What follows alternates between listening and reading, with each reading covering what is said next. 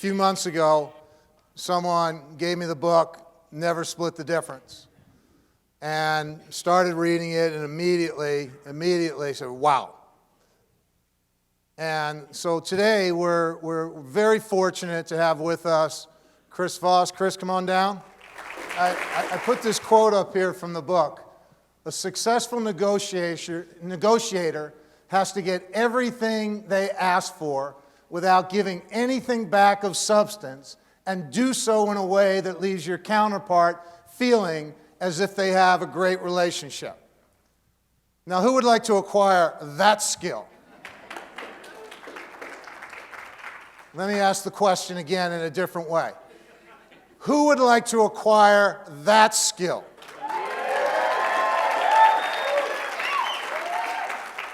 On that note, Chris, they're all yours. Thank you. All right.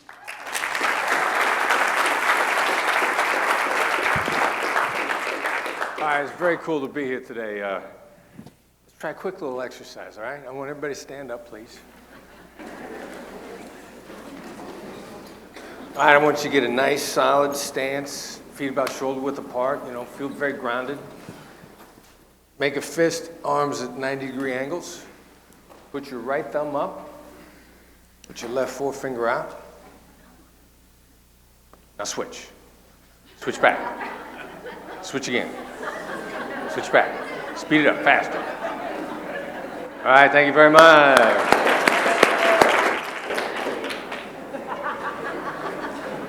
All right, so what was the point of that? Did you need to be Albert Einstein to understand what I was asking you to do? Was it complicated? Do you need a Nobel Prize? Is some technological breakthrough there? But was it easy? No. It was, and the barrier to learning, the barrier to change is awkwardness. It was awkward. Now, the hostage negotiation skills that work, some of them actually kind of like Jedi mind tricks, they're not complicated. But the first couple times you do them, they're going to feel awkward. There's some interesting brain science now that backs this stuff up now. Sometimes I will, when I'm training somebody, I'll stop and I'll say these exact 4 words. Say them.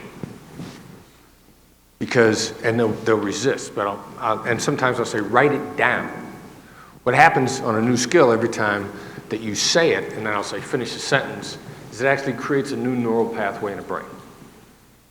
And the first time you're doing it, the first time you're doing this, you are actually in a process of creating a new neural pathway in your brain. If you went and practiced it in a little while, and there's actually a finite amount of practice, every single time you go down that neural pathway, it goes faster the next time. Faster, faster, faster, faster. Emotional intelligence, hostage negotiation is emotional intelligence on steroids. Stuff that we found out worked in hostage negotiation, we found out it worked 40, 50 years ago. Now the brain science is there, backs it up, tells us that, the class I used to teach, I used to say, do this because I said. I've been doing it for a long time, I said, just do it. Now the brain science backs it up. A couple things that I heard beforehand that I really liked. Pete, the strategy guy, said, you're in a trust business. What business was I in? Yeah, I was in a trust business. So when I first wanted to become a hostage negotiator, I'm a former SWAT guy, I'm a recovering SWAT guy. And I had no background. I went to the woman that was in charge of the hostage negotiation team, FBI New York City, Amy Bondurant. And I say this with the most reverence. Tough New York chick, my kind of girl. And by the way, I grew up in Iowa. I know the accent doesn't sound like it, but I did. It's a long story, kidnapped by gypsies, all that. So I go to Amy, and I'd been on the SWAT team. I'd been on a SWAT team in Pittsburgh, and I tried out for the FBI's version of the Navy SEALs. It was just a hostage rescue team, re-injured my knee. And knew that every swatter's got a shelf life, like a professional athlete. You keep doing it until you get hurt too many times, and you can't do it anymore. And I thought, well, let's not blow the knee out completely. let me do something in crisis response. So I knew we had hostage negotiators. And I thought, how hard could that be? I talk to people all the time. I can talk to terrorists.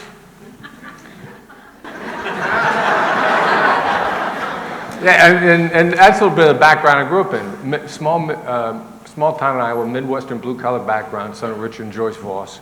And my son and I like the kid that the Voss, unofficial Voss family motto is, how hard could it be? Which is not quite the redneck saying like, hey, watch this. We usually don't die. But I said, how hard could it be? So I went to Amy, and we were both assigned to the terrorism branch, and I kind of walked up to her and I went, ta-da! She kind of looked down her glasses at me and said, okay.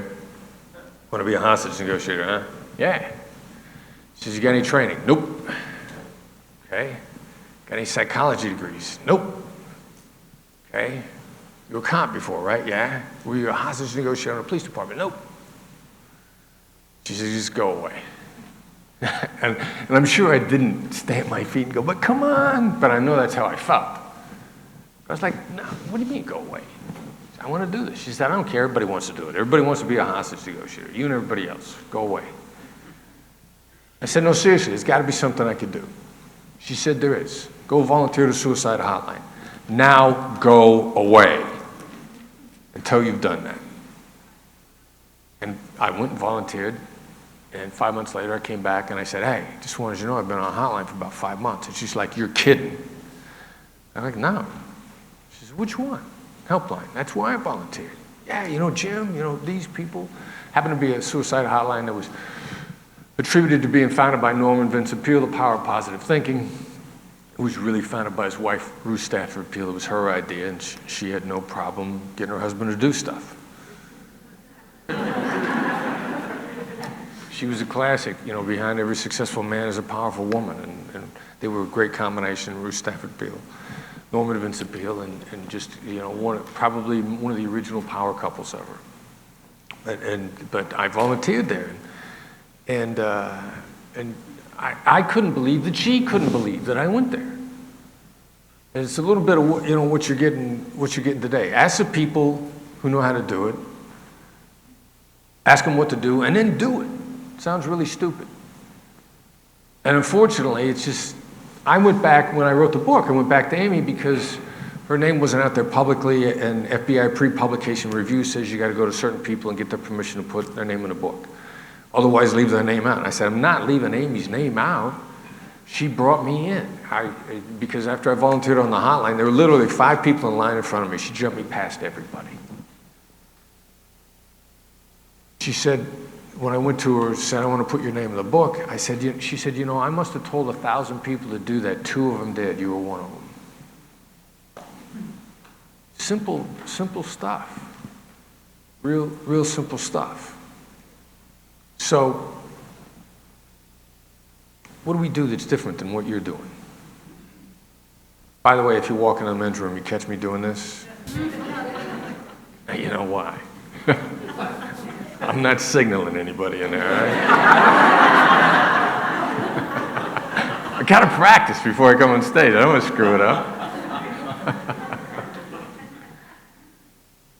So, we got this great video that we run all the time, where it's a simulation of a bunch of FBI agents getting ready for this boring training, and there are new people in the office, and one of the new guys is a SWAT guy.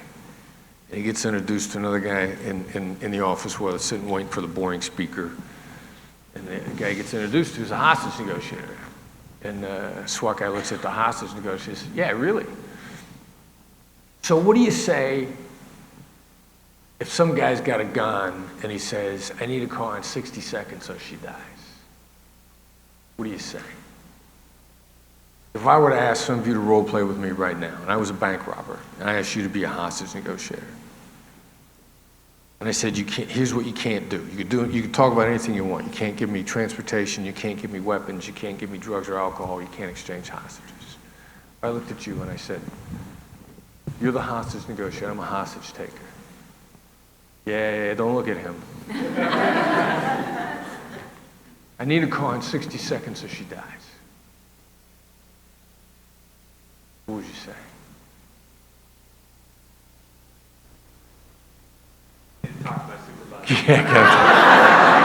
Can I phone a friend, right? And we do that exercise. And I interact with people, and I show people how to turn the 60 seconds into all the time that you need. I read a video 1,000 times, and there were certain things that stuck out in front of me that before I ever really saw it, and it was the thing that sold my book to the publisher. And it had to do with the question that the guy who wrote my proposal stumped me on. Because not once does the hostage negotiator try to get the other person to say yes. Not once. And the title of the chapter, it's a slightly different title now, but when it originally went into the publisher was yes is the last thing you want to hear. And when we were talking about this concept with my co-writer at the time, the book ends up, the guy who wrote the book is a guy named Tal Raz, T-A-H-L-R-A-Z. Write anything about business, read anything about business he's written. He's the world champion business book writer. He also is co-writer of a book called Never Eat Alone, 2005. Keith Ferrazzi, there's probably people in the room here that know Keith because Keith lives here in town. Greatest networking book ever written.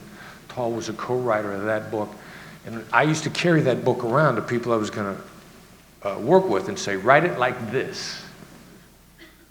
Finally, I got the guy that wrote it like that. But the guy before him that did the proposal, he said, when you were a hostage negotiator, how'd you get people to say yes? That was the only question he ever asked me that I was thoroughly stumped at, because I said, no, we don't. It's a useless word. It does me no good. And what I'm here to talk to you about today is your addiction to yes.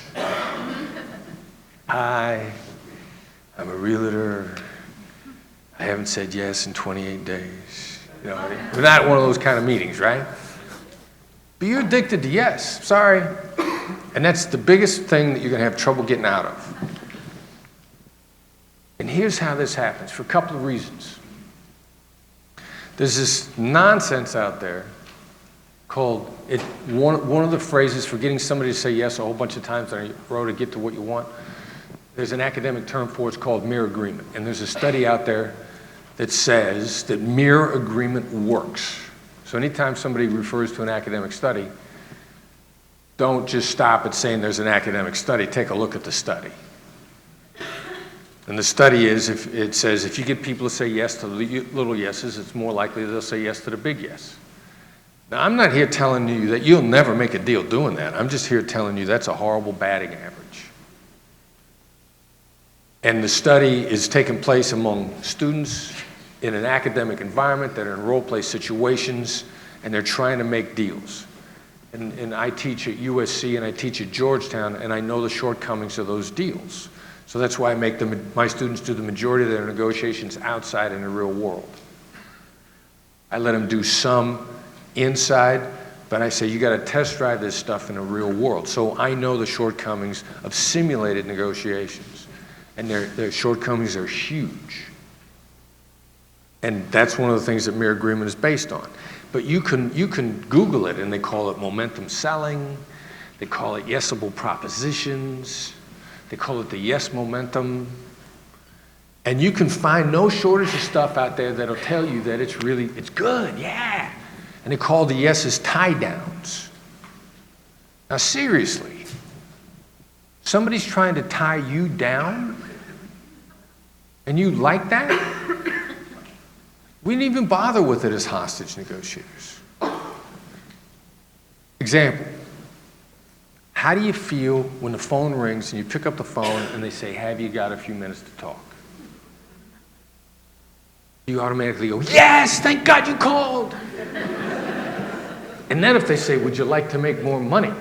Oh my God, yes, thank God you called. No. Here's the problem with have you got a few minutes to talk. First of all, there's 4 questions. Number 1, if I have a few minutes, do I want to talk to you? If I have a few minutes, I don't want to talk to you. Do I want to talk about what you want to talk about? You know, there ain't a man alive, or woman probably, who hasn't got a call from their significant other and a voice on the phone, the most important person on the entire planet, and a voice says, "Can we talk?" And the man says to himself, "Well, I like talking to you, but somehow I know I don't want to talk about what you want to talk about."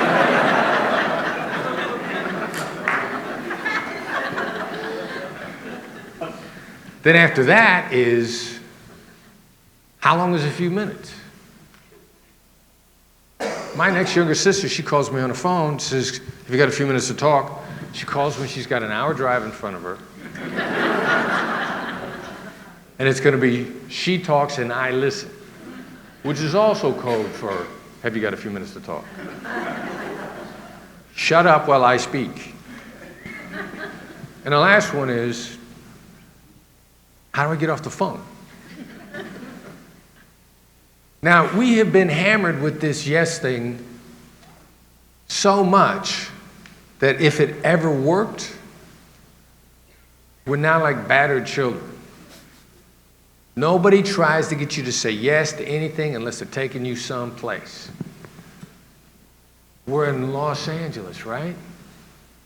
What if we are? Nobody tries to get you, even if you're trying to confirm, there's three kinds of yeses: commitment, confirmation, and counterfeit. And so many people try to lead us into the commitment yes by the confirmation yes that people get really good at the counterfeit yes. One of my students at USC is trying to set up his honeymoon. He's going to a luxury resort. He's going in the off season. He knows it's the off season. He knows what they do at the luxury resort is they offer discount on the regular rooms, but they don't offer discounts on the bungalows, and the bungalows are largely empty. Now, he wants to negotiate a deal with the manager of the resort. He wants a deal on a bungalow, which he knows they're not offering, and he also knows that they're empty because it's the off season.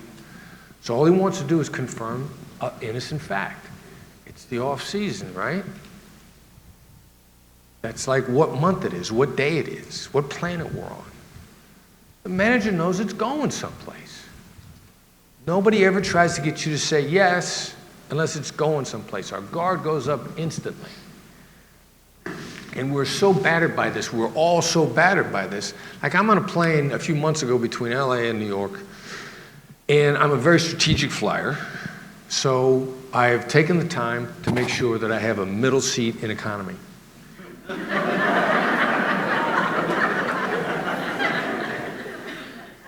Some planning, right? It's a 5-hour flight, so I got to get up, finally use the restroom. Nice lady sitting next to me. "I'm sorry, can I get up?" I get up and I go in the back. And when I come out, I see she's still standing in the aisle. And I'm like, awesome, it's a 5-hour flight. She doesn't want to sit down right away. You know, you got to get up and move around.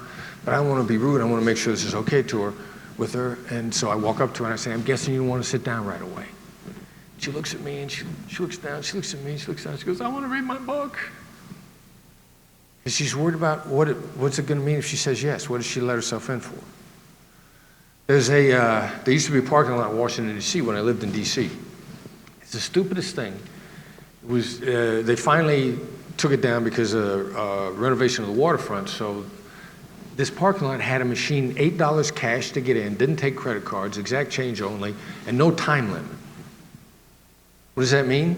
I once parked my motorcycle there for 4 months for $8. So the locals that lived around there who worked in the area knew about this, and so they always going and parking there because it was $8 all day. And inevitably there'd be somebody that wasn't familiar with it, and there's sign, cash only, $8, exact change, cash only. And there'd be somebody right up there trying to put a credit card in a machine that's 60 years old.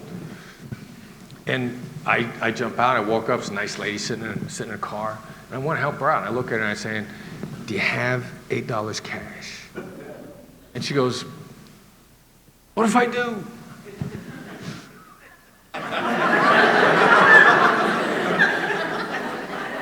I mean, to convince yourself of this finally, last not this weekend, tomorrow, go to your favorite mall, go to your favorite store, probably Nordstrom's, right? I don't know what it is, but stand right outside and stop people just as they go in and say, "Do you like shopping at Nordstrom's?" I bet they don't go in.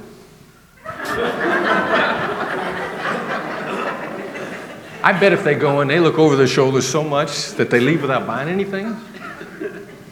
I bet if you do that for half an hour, security comes out and asks you to leave. Like you'll be stunned. I mean, just look for it. Look for it in different little places. It's such an addiction, and it becomes an addiction because yes, has been designated as the most beautiful word in the English language, if not any language. We love to hear it. Oh God, it feels so good when we hear it. And there's an interesting story that John Lennon first began to fall in love with Yoko Ono because he went to an art exhibit that she put together, and she climbed over, and it was in there like an obstacle course. And you crawled around on this stuff, and then finally you came to this ladder, and you crawled up this ladder, and you looked through a telescope, and on the far wall was, in tiny little letters, was the word, yes. And we love to hear it so much, we forget in an instant, in the very instant when you're trying to get somebody to say yes, if I try to get you to say yes, you'll back up. So we didn't even bother with this. It was never even a topic of conversation in hostage negotiation. Never but, because yes, first, one of my rules is yes is nothing without how. And we were in a trust business. The first major siege that I ever got involved in, negotiated a bank robbery with hostages in Brooklyn, 6,000 years ago. And interestingly enough, even though they happen in the movies all the time, a bank robbery where they actually negotiate hostages out happens in the entire country about once every 20 years. They're rare events. When we did the one in New York, the last one before that was 20 years earlier, and it was Dog Day Afternoon, the movie with Al Pacino. And that's New York. That's how often they happen in New York. When was the last time you heard of a bank robbery with hostages in Los Angeles? And they like robbing banks in these towns, so it just doesn't happen. I was a second negotiator on the phone. I started in with hostage negotiation techniques. The first guy was a highly manipulative type. I had learned how to deal with highly manipulative types on the telephone, on the hotline. When I finally got trained as a negotiator from my time at the hotline, I said, I've been doing this for a year. I just didn't have a SWAT team outside. But he was actually the extremely manipulative businessman. And it was a business transaction. He wasn't really sure how to deal with me, so he actually hands the phone off to another guy. A minute and a half in, the other guy, who doesn't realize I'm not the first negotiator, first guy up was a guy named Joe. They handed it off to me with some specific instructions. I got on the phone, I just started doing my suicide hotline thing, my late night FM DJ voice. And a minute and a half in, before he knew my name, the guy literally says to me on the phone, I trust you, Joe. Before he even knew my name, he trusted me. It's an interesting sequence. There's a whole nother set of psychological impact things around names. I would tell you that it would teach you to use names differently than you're using them now. Talking to a realtor just a couple of weeks ago, one day training we had here in town, he says, we sit down, I'm having trouble getting these phone calls returned. I'm having trouble getting phone calls returned. We do all the research, we get to know everything we can about our potential clients, we get to know everything we can about these people, and I'm having trouble getting phone calls returned. And I said, say that again? He said, having trouble getting phone calls returned? He looked at me like, what are you, stupid? It's pretty much straight English, right? I said, no. What'd you say before that? What are you doing? He said, well, we get to know everything we can about them. I said, that's your problem. What do they know about you? I said, it's easy for them not to return your calls. They got no idea who you are. You're just some schmuck leaving messages on their voicemail. Your whole desire to get to know them, you didn't do it in a way where it was a two-way street, and where them getting to know you was even more important. And there's a lot of little subtle, tiny ways that you do this stuff, the way we construct what we say. I'll give you two different stories and they'll feel completely different. When I became an FBI hostage negotiator, I went through the training at Quantico, which is a mystical place. It really is. And I'm going through the training. It was one of the best training I ever went through. And while I was there, I began to hear about these guys that traveled internationally, working kidnappings, and they all over the world, saving people's lives. And the more I heard about these guys, and I finally heard that these guys were on the CINT team, the critical incident negotiation team. By the end of the week, they gave a presentation. And when I came out of there, I knew I wanted to be on the CINT team. Now, let me tell you the story a different way. When you become an FBI hostage negotiator, you go to the training at Quantico and you find yourself in a mystical place, this mystical place at Quantico, where lives are transformed. And you begin to find out about these people that travel all over the world, saving people's lives on international kidnappings. And you find out that these guys are members of the CINT team. And by the end of the training, you know you want to be one of the members of the CINT team. The second story felt more personal, didn't it? Engaged you more. Because I know that each word has a different emotional impact. And it's not that the word has a bad impact, it's the context it's in. I switch from I to you. When we're teaching people to interact, a lot of people have been taught appropriately, like when they're trying to confirm something they've heard from the other side, they say, what I'm hearing is, well, that's a misuse of the word I. Instead, if I say, you sound like, I've immediately plugged the word you in instead of I, and I began to engage them in a very different way. There's a lot of little things that I was taught how to do that as a hostage negotiator. Then when I started to teach it and began to see it in other ways and learn things in other areas, I began to understand the difference of the impact of those words. Every question has an impact. Every time you try to get somebody to say yes, you create anxiety in that person. Every time. So you got to get out of that. I'll give you one of the ways. This is going to sound stupid. And we haven't quite got the brain science that backs it up all now. But the dumbest thing, the simplest thing, is you can get exactly what you want by getting somebody to say no. When you guys get home, when you get back to your office, when you get out of here, write down the questions that you normally like to ask people. The majority of them will be yes questions. Your first step in breaking your addiction would be simply to switch it to the other side. Give you an example. 2 years ago, Jack Welch come through Los Angeles. He and his wife, Susie, their recent book, The Real Life MBA. They're doing a book signing. I'm going to go to the book signing. I want to ask Jack Welch to come and speak in my class at USC. I've had some really interesting people come in and speak. So, how many people try to get Jack Welch to say yes to something in that book signing? How many people there? 250, 300 people? Hey, Jack, come to my kid's birthday party. Hey, Jack, you want to come over to the house for dinner? Everybody that speaks to him. So there are two problems here. Book signing, a bunch of people for an author as popular as Jack Welch. Long line. They're running you through like an assembly line, right? Before you get there, they give you a little coupon, write your name on it. That way, Jack says, hey, nice to see you, Chris. Good luck. Next. They got a logistical problem. Problem one. What's problem two? Jack Welch is a legitimate celebrity. They don't know who I am. There's no background investigation. There's no metal detector. They don't know I'm not a disgruntled former shareholder of GE that lost my life savings when I shorted GE stock and Jack Welch took it up. Right? Jane Fonda. A few years ago, she's at a book signing. Former Vietnam vet comes up to her and spits right in her face. A legitimate rock star celebrity, I'm going to be within arm's length of this person. He has security. Action is always quicker than reaction. I'm going to get close enough to him. I could do anything I want. They can't stop me. I could come up. I could kiss him on the lips. They don't know what I'm going to do, right? Not that I would kiss Jack Welch on the lips. So how much time do I got with Jack Welch?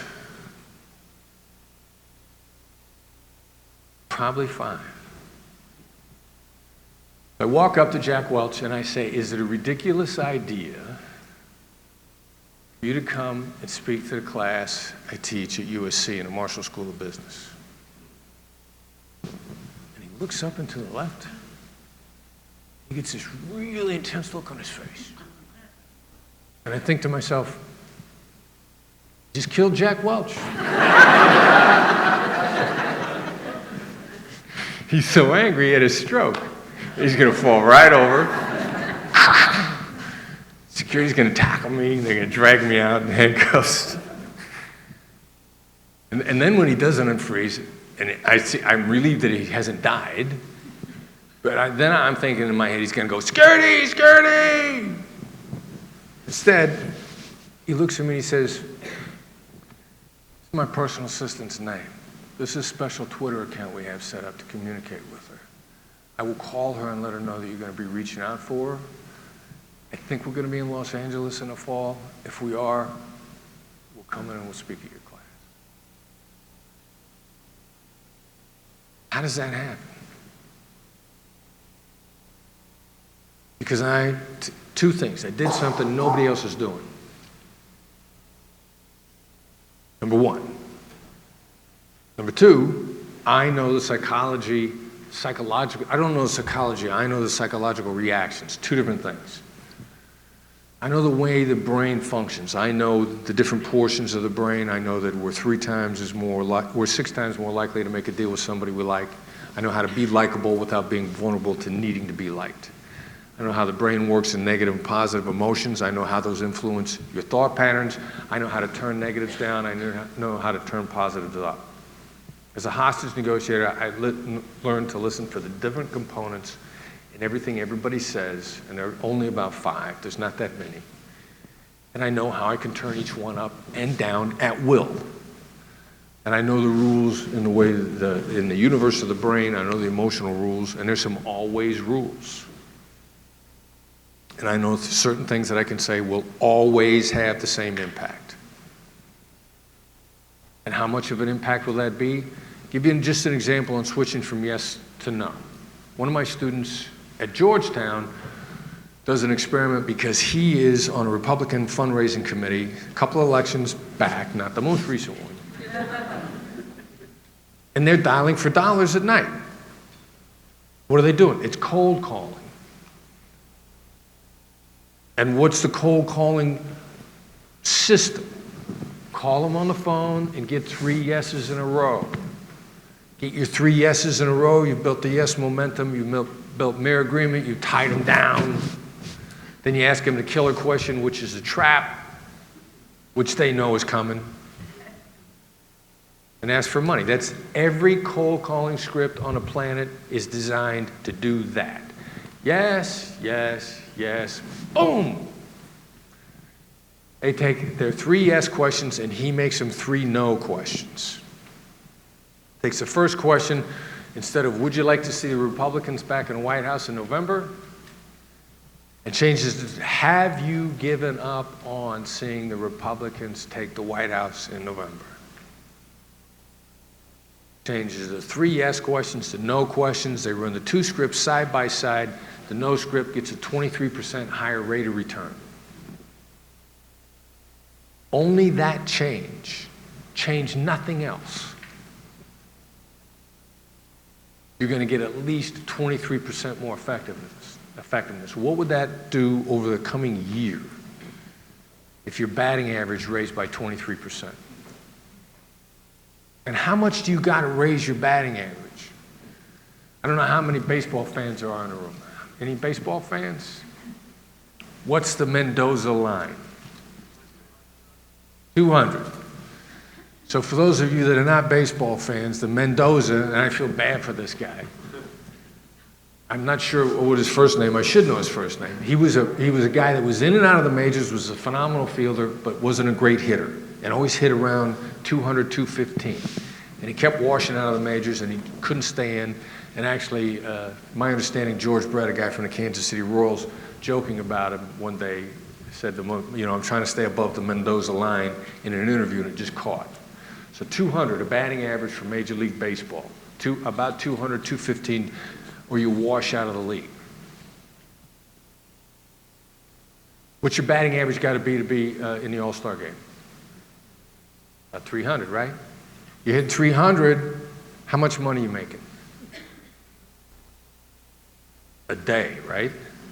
These are the guys that are signing $150 million contracts, batting 300 and above. How many hits a month do you have to go from the Mendoza line to a $100 million contract? About 9 or 10, exactly right. A month, day after day after day, getting up and going to bat day after day after day.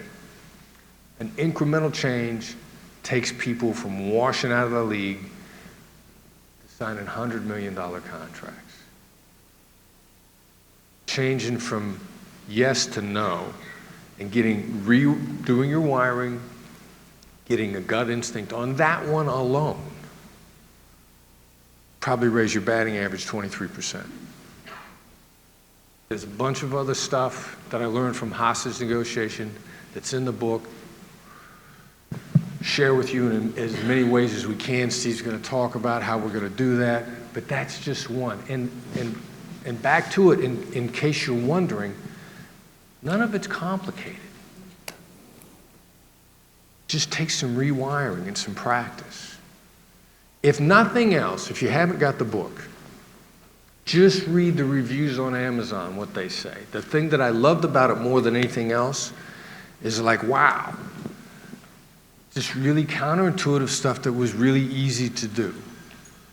And no shortage of people who are making differences in their negotiations before they finish the first chapter. I wanted it to be usable. That's why I brought Tall in, because he could write a digestible, understandable book. He would put structure to it so that, because I'm the original short attention span theater guy. So I'll get about halfway through a chapter and I'll have to stop because my lips are tired.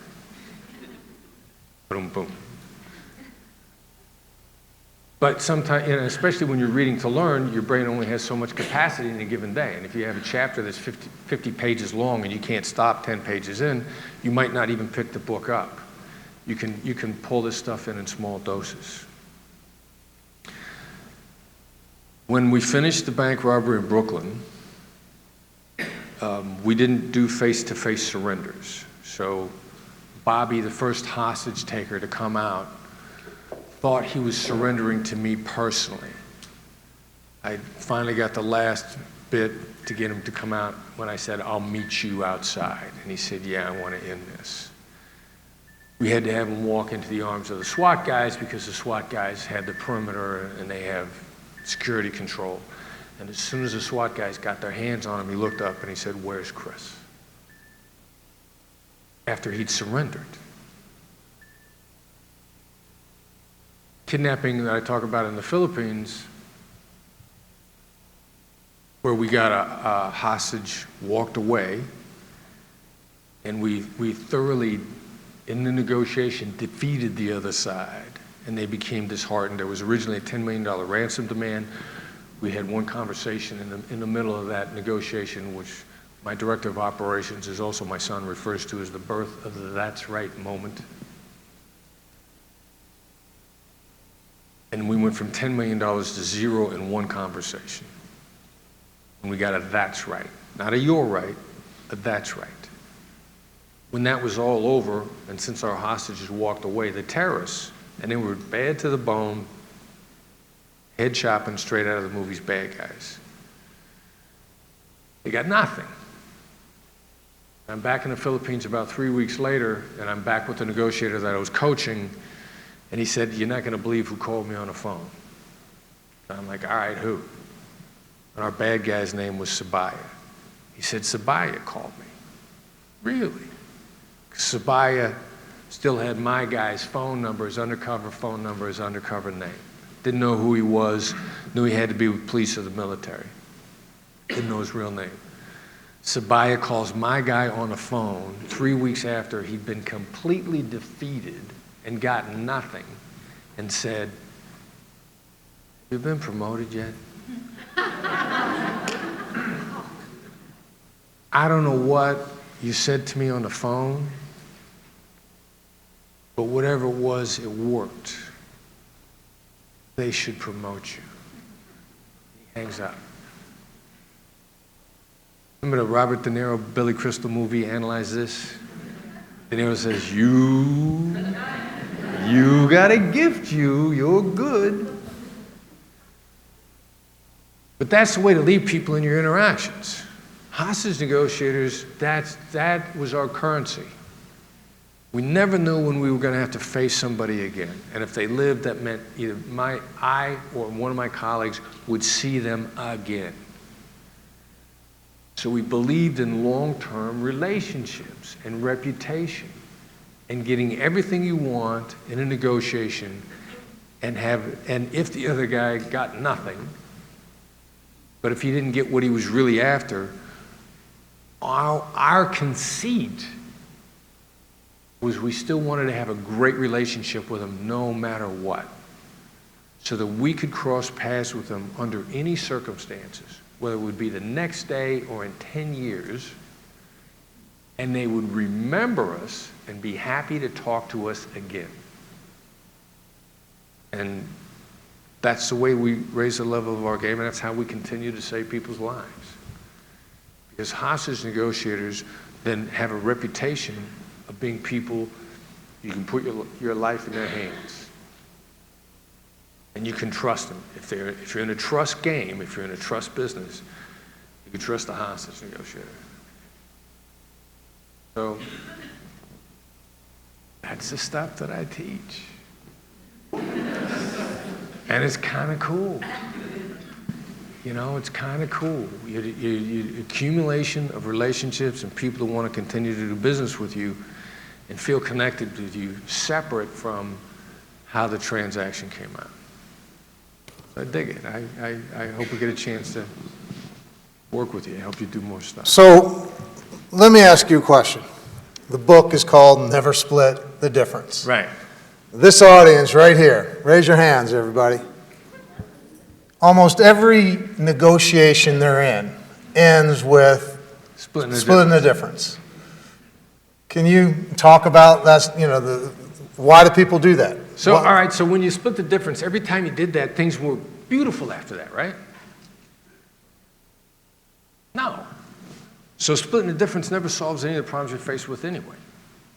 We think they will. We think it's a hack to move forward. We think it's a quick, short hack. But the vast majority of the time, splitting the difference doesn't address any of the actual problems in the transaction, in either the implementation or coming to an agreement or the follow-on problems. And we think we have an agreement when we split the difference and agreed, and now instead of the problems being over, the problems have just begun. And then you capitulated on something that had nothing to do with solving any of your problems. So if you could solve those problems with a delay that saves time, go a little slower, you go much faster in your transactions. And then you never had to split the difference because it didn't solve your problems anyway. So if it's not going to solve your problems, why do it? Solve the problem separately in other ways. Why do you think they do that? Because you think it's going to work. The other issue, too, is there's a fundamental feeling of fairness. You're trying to be fair. So and sometimes, and another aspect of it might be, you might not think you're entitled. Some of us sell ourselves short. We're worried that maybe we're not entitled to the full amount. We're worried that maybe we don't deserve the full amount. Maybe we're being greedy. We're thinking, they're trying to make a living too. There's probably 3 reasons why we split the difference on a regular basis and it just doesn't work. We're looking for a hack, it didn't solve our problems. We don't think we're worth it. But it doesn't help. It doesn't fix things. If it did, you guys would be holding this seminar and we'd be watching you. My great example is splitting the difference is like, what should I wear with this suit today? Should I wear black shoes or should I wear brown shoes? So I'll wear one black and one brown.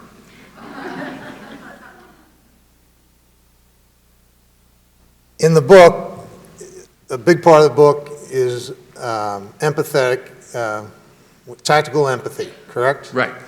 What is tactical empathy? All right, first of all, it's not sympathy. Empathy is not sympathy. Empathy is not, oh, I feel bad for you. I know how you feel. Like, stop saying that, please. Empathy is understanding the other side. And if you truly understand empathy, interestingly enough, you'll look out and see how powerful it is. There's some articles out there now called The Dark Side of Emotional Intelligence. It's ridiculously, insanely powerful. True empathy, you know who's best at empathy? Sociopaths. Because empathy is understanding where the other side is coming from, only. So what we take from that, and why we coined the term tactical empathy, we know so much more about it. I know how the brain functions. I know you have 3 negative thinking buttons in your brain, and you have 1 positive thinking button in your brain. The negative thinking button in your brain is no less than 3 times the size of the positive thinking. So I know tactically how to address that, and I know that the reasons you won't make a deal are 3 times more important than the reasons why you will.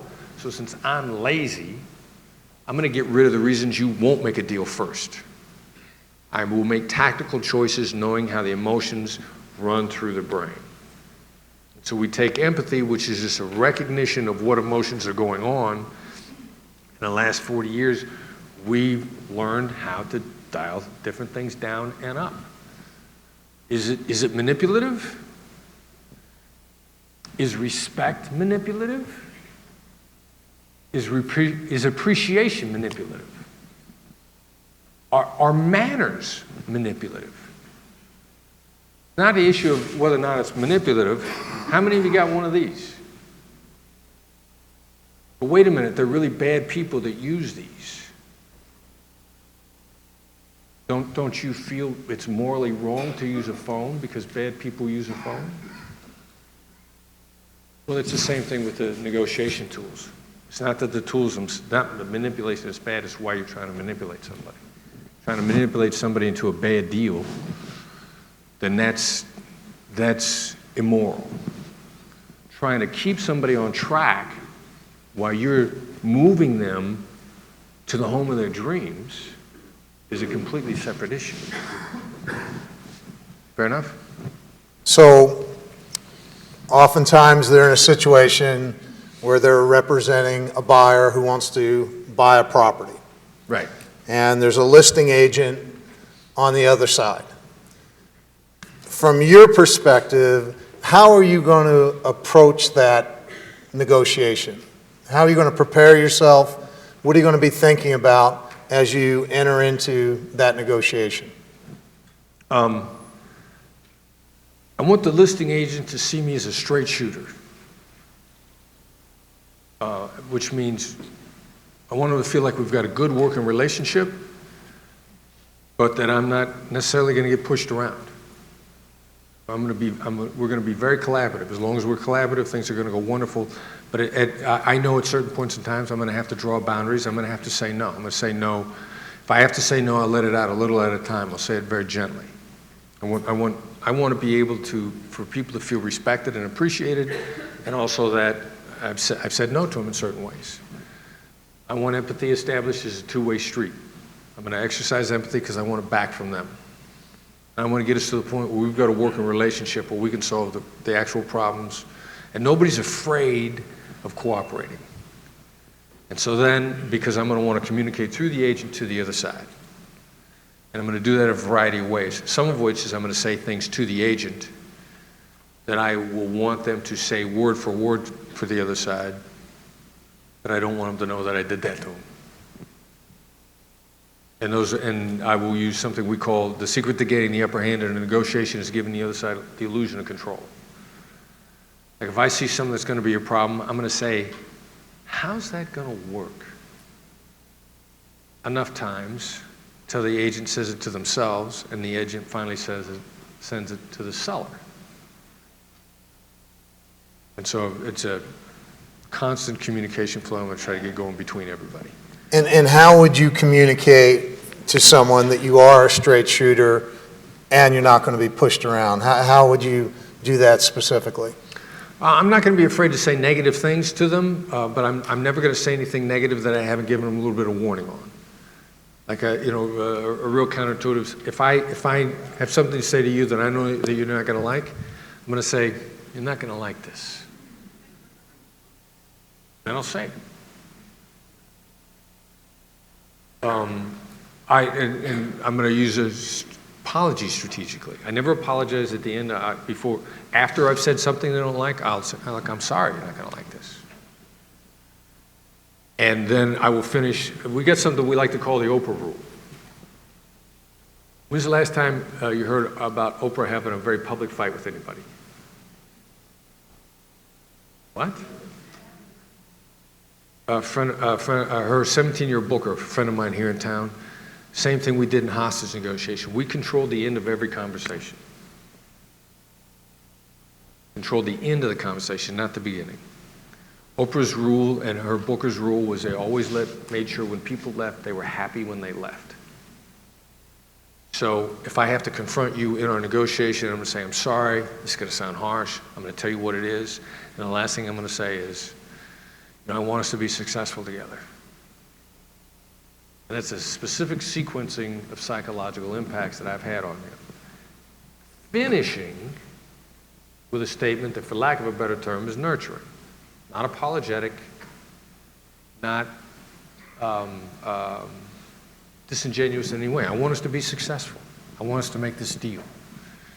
And the Oprah rule, because the last impression is the lasting impression, the last impression is the lasting impression.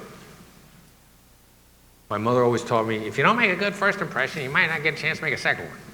And I never paid attention to the last impression. The last impression is the lasting impression because I'm going to need to talk to you on the phone again. And the last thing that I say will ring in your ears. And the last thing I said was, I want us to be successful together. That means he'll pick up the phone and he'll listen to me next time I have to talk, and he'll think of me like, he didn't let me get hit with any surprises. He saw there was a problem coming. He let me know what the problem was, and I feel like working with him again. And that's how and he'll never know that because the last thing I said to him was, I want us to be successful together. So let me add a few more variables into the mix. I'm representing a buyer. You have the listing agent. You have other buyers that are going to be bidding on the property also. So there's other agents trying to get the attention of the listing agent, and the listing agent isn't communicating. They're saying as little as possible. So you're representing a buyer, there are other buyers bidding on the property, and the listing agent is being non-communicative. How would you navigate in that situation?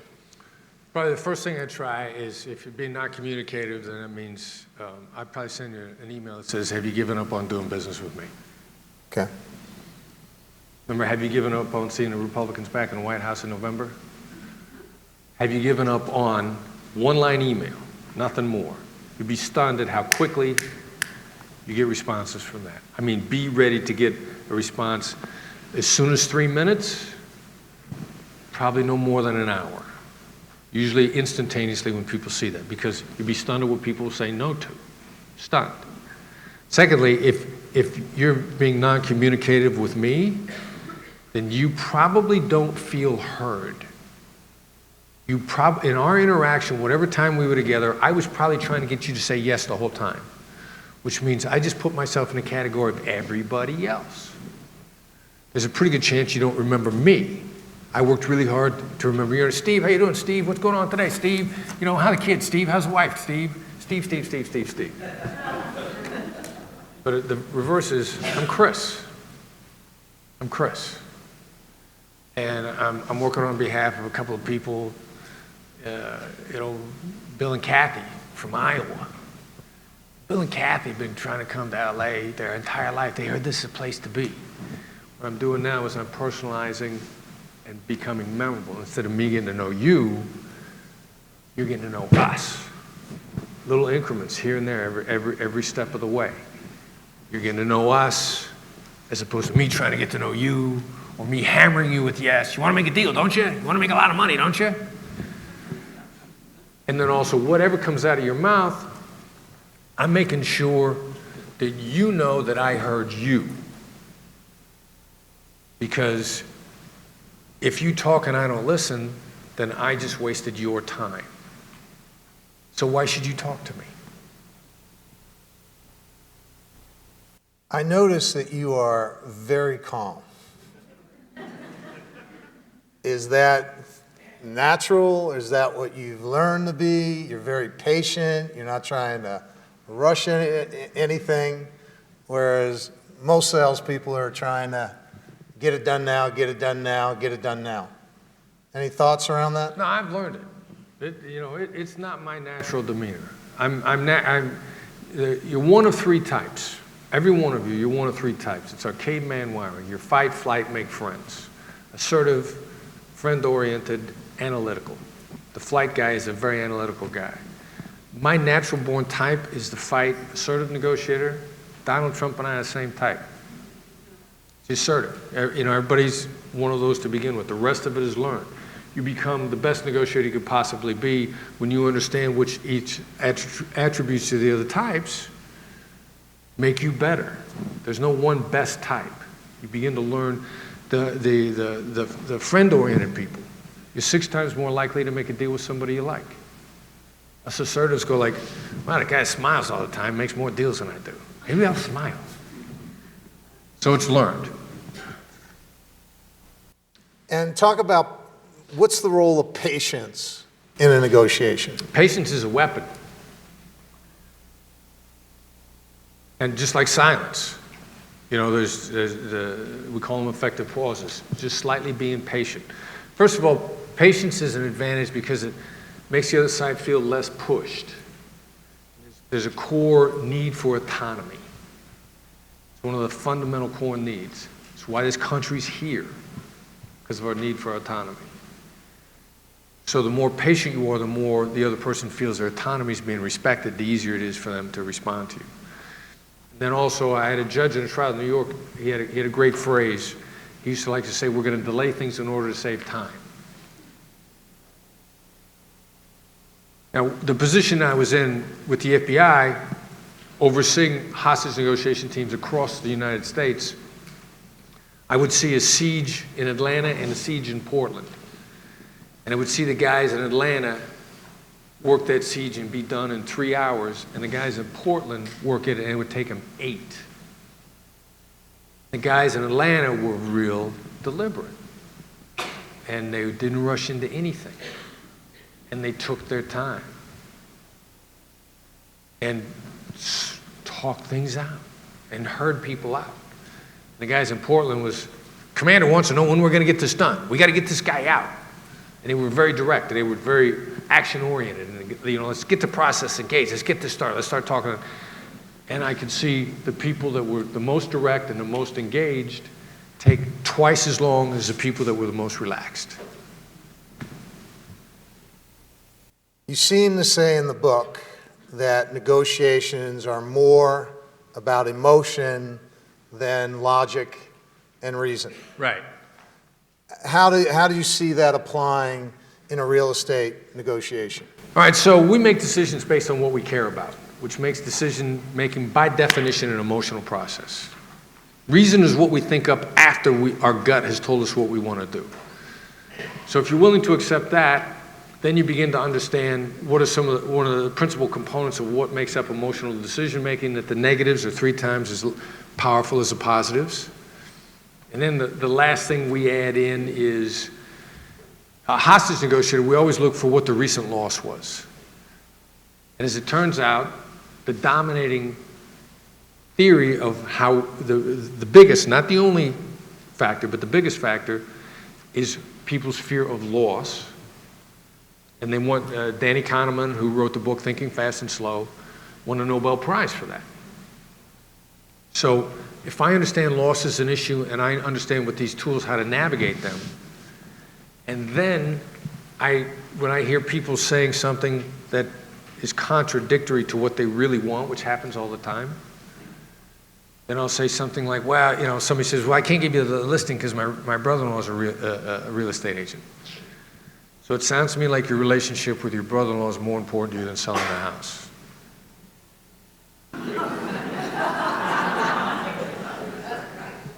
That's a hostage So negotiation let skill.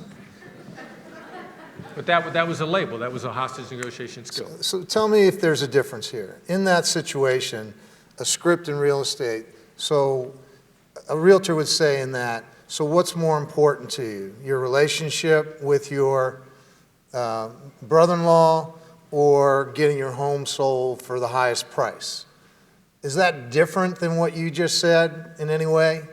The differences are, and they're two, depending upon a person's brain, I either get through quicker with a question or I get through quicker with the tool that I just used, which was a label. And so there are some people that when asked questions, because hostage negotiators gather information, but I don't always gather information by asking questions. I want you to give me an unguarded and honest response. You're less likely to give me an unguarded and honest response as a result of a question, even a what question, which is a very good question. The bread and butter of your question should be what and how. But some people immediately get their back up and they become guarded with questions. So instead of saying, what's more important, you selling a house or your relationship with your brother-in-law, I've just observed the dynamic that's taking place. So what you're telling me is? Well, I would say. No, you said. Sounds like. Sounds like, yeah. It sounds like your relationship with your brother-in-law is more important than selling a house. Or it sounds like you're willing to leave money on the table in order to preserve your relationship. And so now we're getting to know. That's another way to get to know, right. Correct? Right, yeah. Because then the natural response would be, no, that's I'm not doing that. Yeah, exactly. And then they feel in control. And they feel protected. And they don't understand where the feeling of control came from and the feeling of protection came from. But subconsciously, they know it came from you. So now when you're in the trust business, they connect feelings of being protected with the sound of your voice, reading your name, and seeing your face. You said each word has a different emotional impact. Right. Can you say more about that? Well, I and you, I is self-centered, you is a provocation. Good or bad, depending upon the context. I like the word I a lot when I'm getting ready to be assertive, and I'll say I'm sorry. And then I'll be assertive. We use empathy so we can be assertive. And it's an empathic way. I won't be assertive and then apologize. That's bad time. I won't say, we can't do this, I'm sorry. I'll say, I'm sorry, we can't do this. I know the sequencing of the emotional impacts. So use I when I need to be. I is usually used best when you're saying no or setting a boundary. So, all right, this is important. We can't do this, I'm sorry, versus I'm sorry, we can't do this. Right, apologize first. And that can change the whole, what you're saying is that can change the whole dynamic Right. of a negotiation, just that Right. switching of words. Yeah, absolutely. Two reasons. First of all, if you apologize before they know what you're apologizing for, they go like, well, you're sorry, which means, boom, you got instant attention. Anytime that you provoke someone into attention, your words automatically have more weight. Also, when you say I'm sorry first, as fast as the mind works, they run through the entire gamut. They don't know what it's going to be. I'm sorry, they think you're going to say your home's being foreclosed on, the FBI has a warrant for your arrest, and your children are in jail. So in that moment, also, knowing how the brain works negatively, then whatever I say after that's probably going to be relief. Different context, but same analogy. I got a woman who's working in a business where she wants some time off, and they're shorthanded, and they've had people quit. She goes into the boss and she says, I'm sorry, I got some really bad news for you. He goes, you're going to quit? She said, no, I just need some extra time off. She said, oh, thank God. Yeah, you got it.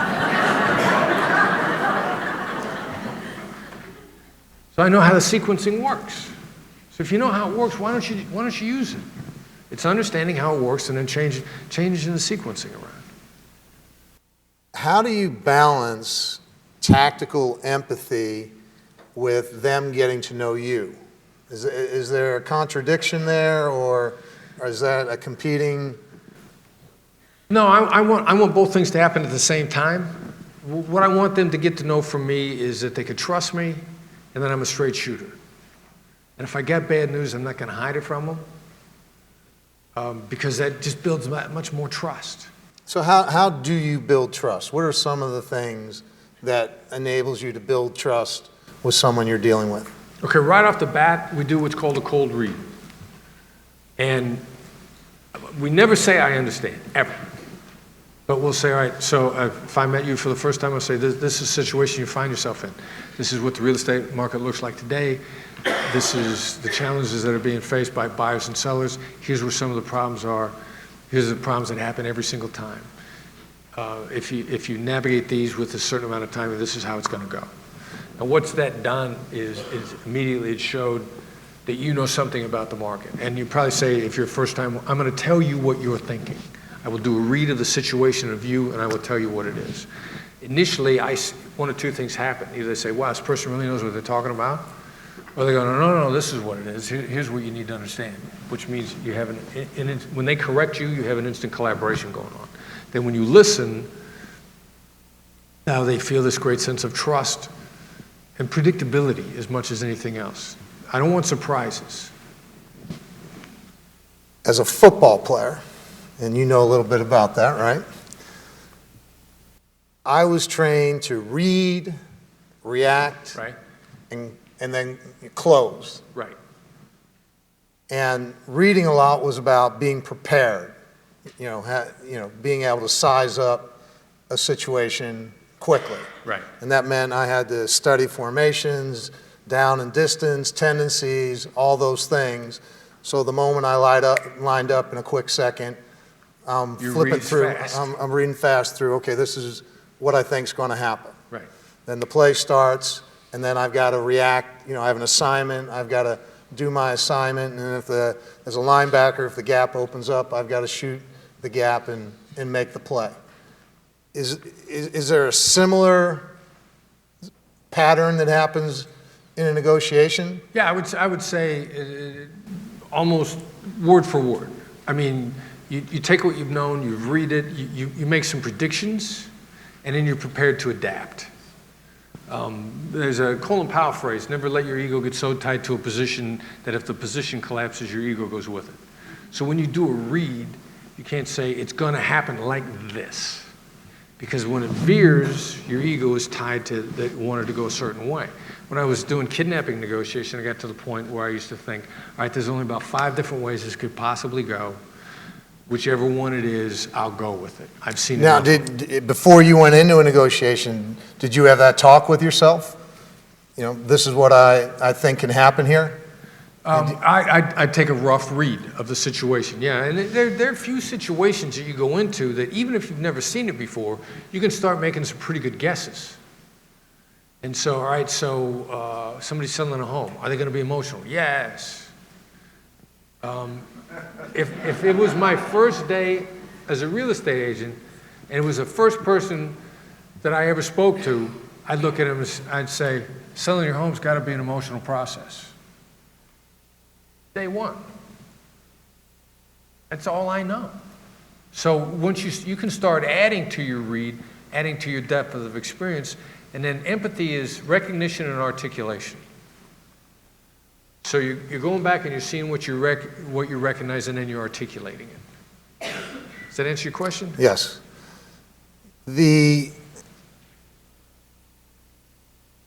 How do you train yourself? Because what I hear with realtors all the time, they're always trying to use logic. They're always trying to use facts and convincing someone of their argument. Right. Rather than you talk about, trying to find out what the emotion is underlying the situation. Right. And all this triggers back to your first example of how you do it. It's really awkward at first because everyone's got these habits that they're so tied into. Everyone in the room, they basically negotiate on autopilot. Would you agree? They do the same things. You go back to your habits. Over and over again? Yeah. How do you start to unwind these habits, just like up here, saying, what I think I hear you saying versus you seem to say. Right. Just that little thing. You have to consciously think about using the word you versus I.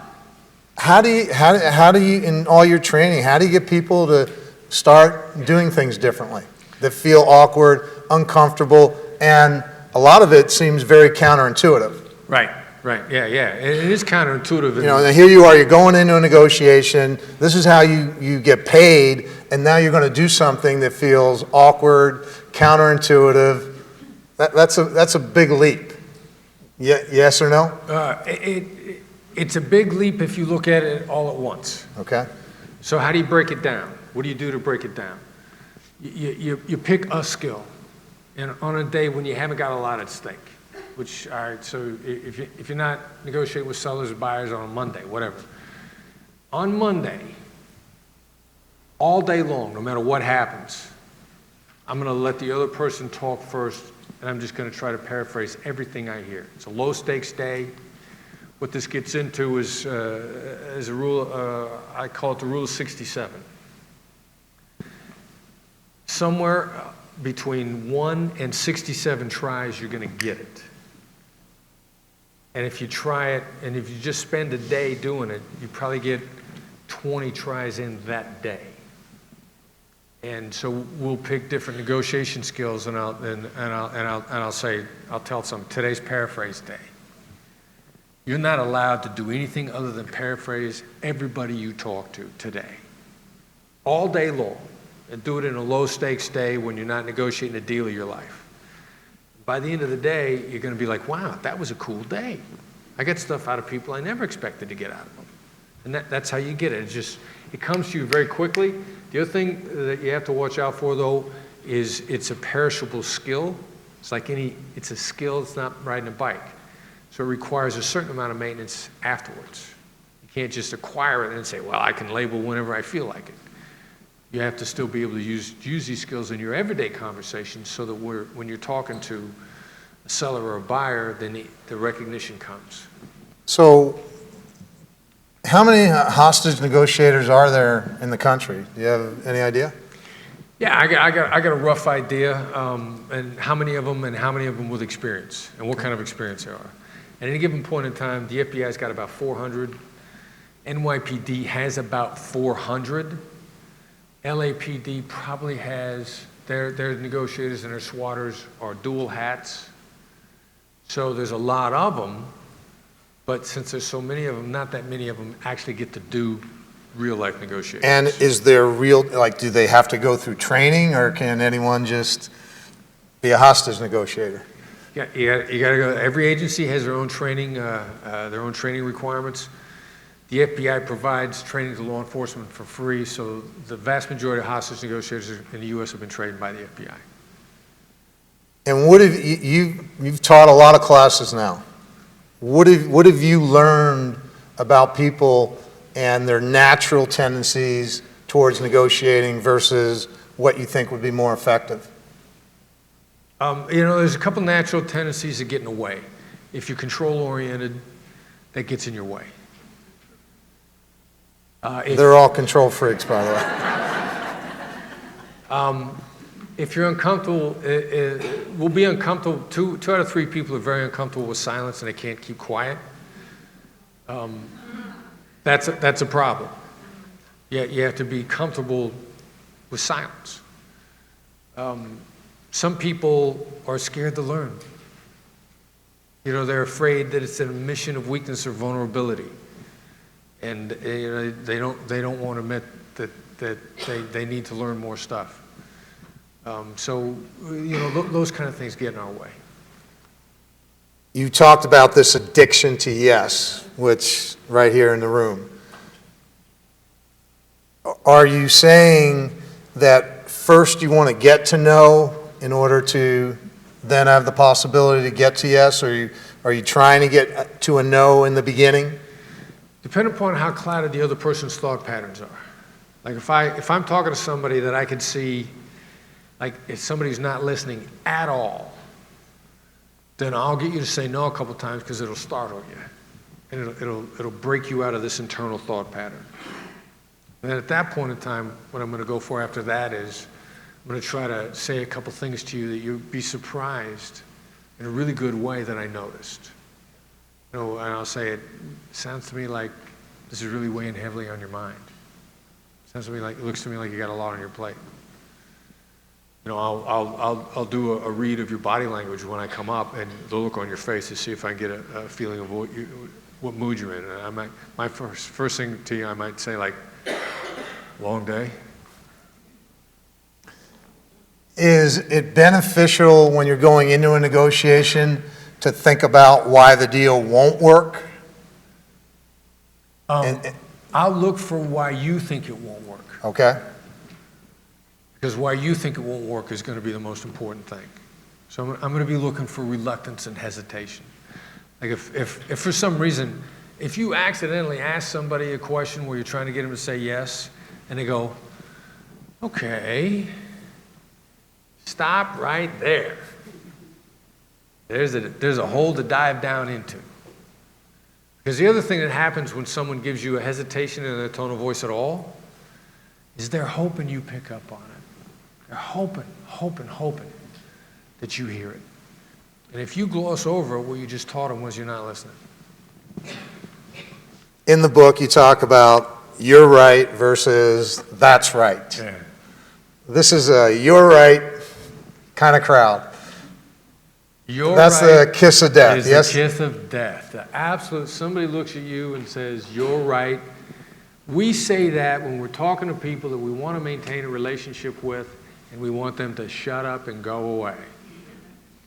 And within my company, we have a working joke that when we say you're right, you're really saying F you to the other person.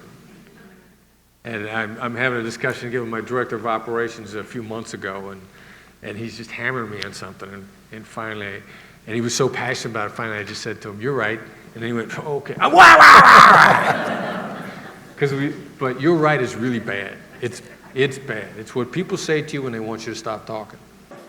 Chris, thank you. Great job. Thank you.